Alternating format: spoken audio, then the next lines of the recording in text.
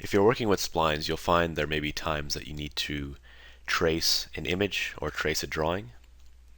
And when working with an image or a drawing, it works the best to try to find something without perspective and also try to find something with as much contrast as possible. So in this image, there's quite a bit of contrast between the item itself and the background. And this is a side view that comes from an image that someone created. So it doesn't have any natural perspective built into it, which would make it a little bit harder to get the right lines. I'm going to go ahead and just trace out this edge. And you can see at this sharp corner there's two ways I could go about doing this. I can use a series of splines, one for the front and one for the back, or I can just use one spline throughout. In this case, I'll go ahead and try out both methods and see what works better. And when I work with splines, I try to use as few spline points as possible. This will generally make your spline easier to control. If, for example, I have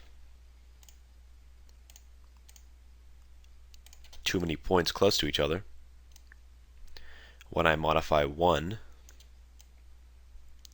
you can see there's quite a bit of movement at the other two that are very close by.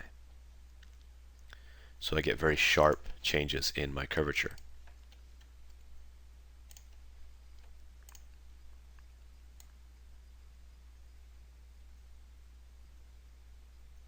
But sometimes it might be necessary to keep quite a few points close to each other. You might have quite large changes in the curvature, for example, at this point. You can always delete out points as you need or add points as you need. And if certain things get a little messy, you can always reset your spline.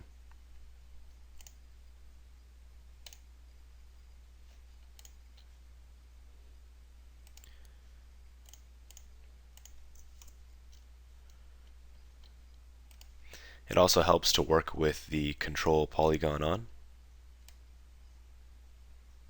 It allows for a good deal of control over the spline.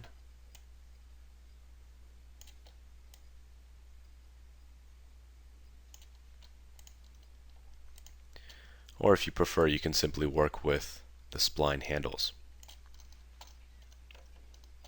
And when working with the spline handles, keep in mind, I did cover this before, but keep in mind that this arrow controls the length, this controls the angle, and this point controls both. But if you do need a fine-tuned control of the angle, you can grab the vector angle control, drag out your mouse, and now you have a very fine control over the angle.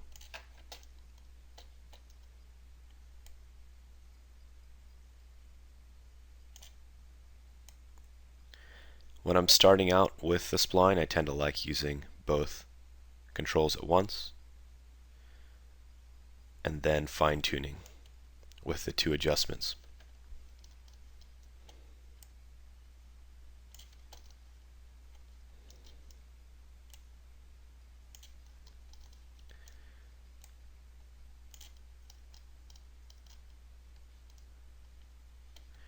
And this looks like an area where I'm going to need an extra spline point, so I'll go ahead and just add one in.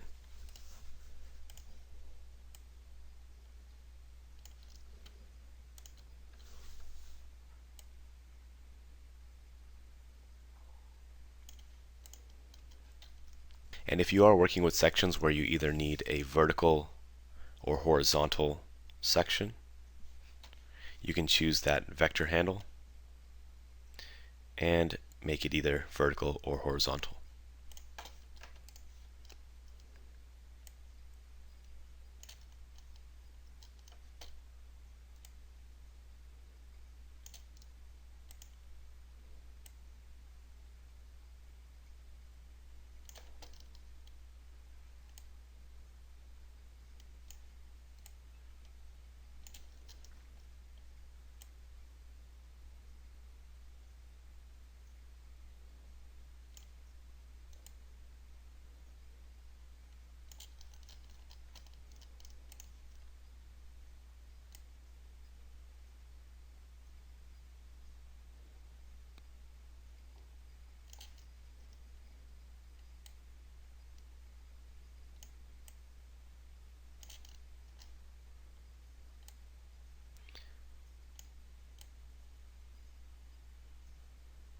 And I can keep adjusting this and adding points as I need. But that's generally how you would go about tracing an image with a spline.